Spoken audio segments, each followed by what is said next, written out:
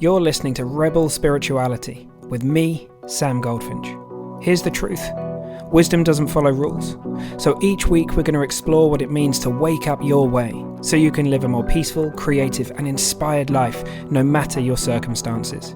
It's time to blaze your unique path to truth.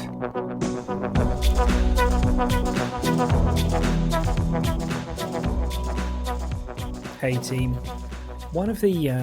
Perhaps one of the most daunting things about this little experiment, and also maybe the most exciting too, is that it's just me in front of a microphone without anyone to bounce ideas off of but myself. And I have no idea what's going to come out of my mouth. So I guess there's only one way to find out, right? And today I wanted to talk about what the fuck is spirituality? What is spirituality, right? There's so many different books out there. There's so many different teachings. There's people who are, who think that religion and spirituality are the same thing. There are people that think it's very distinct and very different. And so I want to just kind of riff on this question for a bit. But there's a very important spirit to it, and it's this. This is not me telling you how to think. I'm not just giving you ideas. I really do want to. I'm going to pose a question at the end, actually, which you can go about your week with, and just ponder, and just have a think about what this really means to you, because ultimately that's the most important thing. We can borrow ideas from other people, but how helpful is that? I played that game for a long, long time. I was kind of collecting all these nice spiritual ideas about how to stay calm in the moment and how to do this and how to do that. And some of them really were insightfully seen for myself. Some of them were realized, and they're the things that really helped me. And those that I kind of collected at the level of the intellect, well, they were the first thing to dash when I had internal weather. My emotions were through the roof. I'd just forget all of that stuff instantly, and all of my patterns and conditioning would come back. And that's just how it looks to me. It works like that until we really have insights, until we've really seen something for ourselves. So yeah, that just seems important to say at the beginning. And this absolutely isn't just a list of ideas that I want you to adopt. The rebel element of this is that you go about your life and you figure out what's right for you. We're in a world where there's a lot of isms, a lot of dogmatic thinking, and it's very easy to kind of buy into a thought structure without even realizing that we've done it sometimes. I've definitely done this myself in the past, but far more beautiful and more powerful than that is to really ask ourselves these questions. What is spirituality to me? What does it mean to me? There is no right or wrong answer to that. Because ultimately spirituality is a word, right? How could it possibly point to the full complexity of it, right? Well, that's all it does do. It points to it. How could it possibly contain all of it? It can't do that, right? Think about it. The word tree, this is a commonly used example. The word tree, a 4-letter word.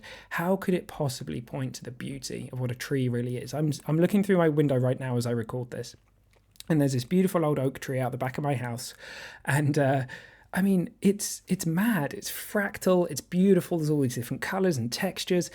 I have no idea how old that thing is. I could study it for thousands of hours and I still wouldn't know that tree. I can go and be with the tree. I can hug the tree. I can hang out with the tree. I can lean on the tree, and I still wouldn't know the tree. How could a word like tree possibly point to or fully represent the beauty of it?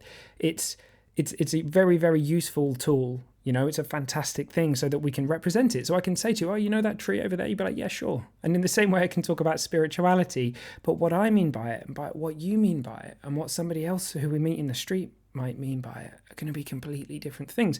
But the most important thing is that we are kind of considering this for ourselves. And there's this classic example in spiritual circles that the finger that's pointing at the moon is not the moon. It's a signpost.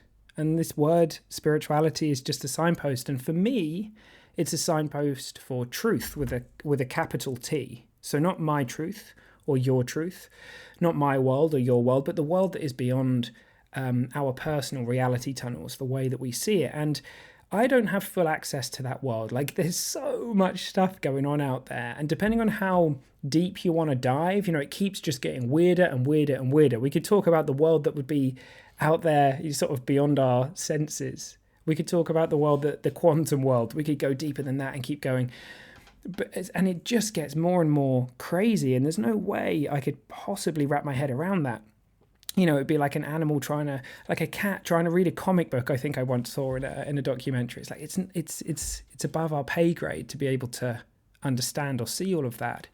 But we can sense it. That's my read on it, is that we can feel into truth. It comes with a feeling. Like, we are of that world. We are made of all of this, like, mad stuff that's going on there. We're cosmic beings. We hear these cliches, we're all made of stars and stuff like that. But that is true, right? At the end of the day. It's not like they're not just nice things that we put in songs and poems and stuff. That stuff is true. And it feels like we can sense it. We can sense when we're talking about something that's true for all of us, and the fact that we're connected to this mystery, this universal mind, this cosmic consciousness, however you want to talk about it, whether you want to use terms like God, whether you really don't want to, whether you want to talk about, that which makes trees, or if you want to talk about evolution, if you want to talk about nature, if you want to talk about the oneness, the formless, that looks like it to me. Like, whatever this formless thing that's moving through everything, that's animating everything, these questions we have around, there seems to be more nothing than something in the universe, and yet everything is so vibrantly alive. The kind of mysteries that we're exploring in consciousness and in physics, and all these questions that we have unanswered.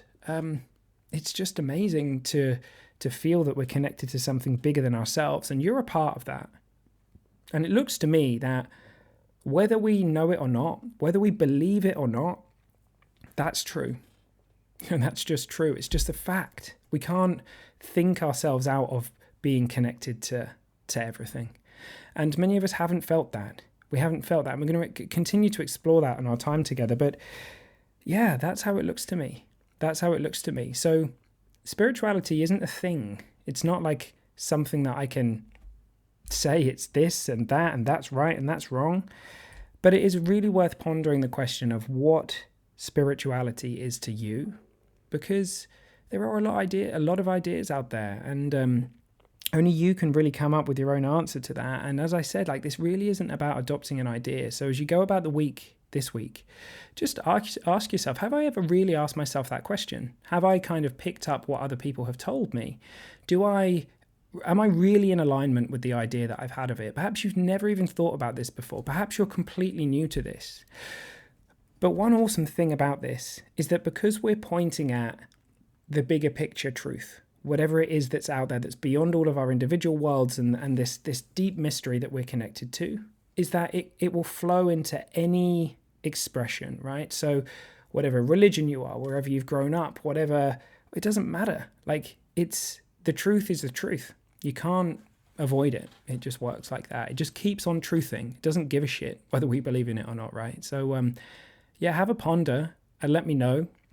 And I don't know whether there's anything else I should be covering right now. I'm sure I'll probably walk away today and there'll be a bunch of stuff that pings in my head.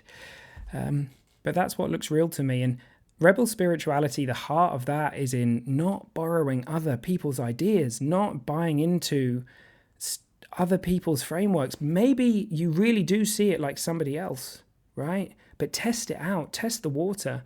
And it's amazing that this is going to come from you. Because like I said right at the very beginning, then when things get difficult, when we're feeling emotional, when things are hard, we have this incredible ability to be able to lean into the things that we've realized that are true for us, and that will carry us through all the difficult times in life. All right, team, have an awesome week. See you soon.